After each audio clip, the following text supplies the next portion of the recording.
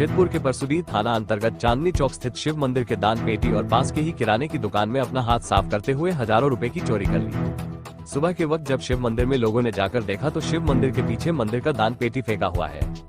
स्थानीय लोगों के अनुसार पिछले 1 वर्ष से दान पेटी खुला नहीं है। उस अनुमान से लगभग 10 से 15 हजार रुपए दान पेटी में था, जिस पर चोरों ने हाथ साफ किया है।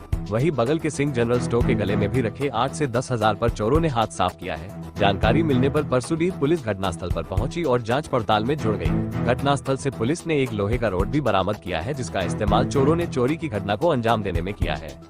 सिंहभूम केंद्रीय वरिष्ठ नागरिक समिति के द्वारा मांगू गांधी घाट में सांसद विद्युत महतो का स्वागत कर बुजुर्गों के समक्ष उत्पन्न हुई समस्याओं से उन्हें अवगत कराते हुए समस्याओं के निष्पादन की मांग की गई।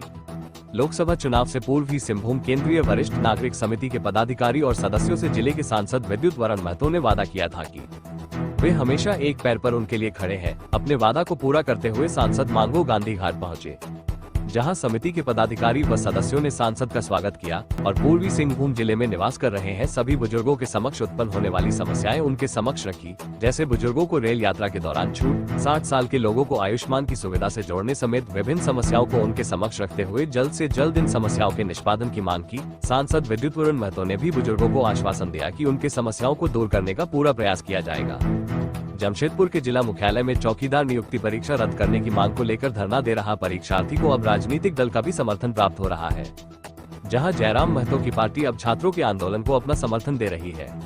पिछले 2 दिनों से पूर्वी सिंहभूम जिले मुख्यालय में चौकीदार परीक्षा को रद्द करने की मांग को लेकर काफी संख्या में परीक्षार्थी धरना पर बैठे हैं और चौकीदार नियुक्ति परीक्षा को रद्द करने की मांग कर रहे हैं।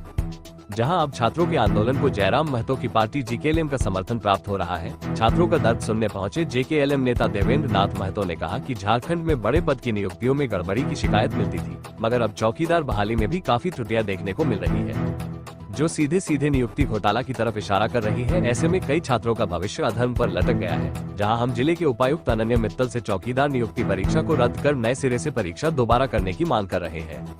बृहद झारखंड कला संस्कृति मंच के द्वारा आज डहरे टुसु पर्व 2025 के आयोजन की गई। ये भव्य पर्व डिमना से साकची आमगाम मैदान तक मनाया गया। इस वर्ष के मुख्य आकर्षण में बोड़ाम, पटमदा, गालूडी और पश्चिम बंगाल के बांदवान की छौ नृत्य टीमें थी।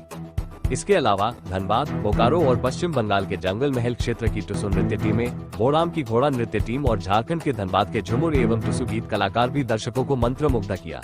दीपक रंजीत ने बताया कि इस आयोजन में बृहद झारखंड के विभिन्न क्षेत्रों के लोग भाग लिए और इस बार 1 लाख से अधिक लोगों की भागीदारी की है। उन्होंने ये भी बताया कि इस अवसर पर बृहद झारखंड कला संस्कृति मंच के 300 वॉलंटियर सफेद रंग की टी-शर्ट पहने तैनात है। एसपी के निर्देश पर अवैध अफीम की खेती के विरुद्ध चलाए जा रहे अभियान के तहत रविवार को जिले के चौका, ईचागर, दलभंगा थाना क्षेत्र में करीब 20.5 एकड़ जमीन पर किए जा रहे अवैध अफीम की खेती को नष्ट किया गया। इसके तहत चौक थाना अंतर्गत तानीसोया गांव में करीब 4 एकड़ जमीन पर अवैध रूप से लगाए गए अफीम की खेती को नष्ट किया गया। उधर कुचाई के दलभंगा ओपी अंतर्गत चंपत गांव में करीब 10.5 एकड़ जमीन में अवैध रूप से लगाए गए अफीम की खेती को नष्ट किया गया। इसी तरह ईचागढ़ थाना क्षेत्र के मदकमडी, मैसारा और बुरुहातू गाँव में करीब 6 एकड़ जमीन पर हो रहे अवैध अफीम की खेती को नष्ट किया गया।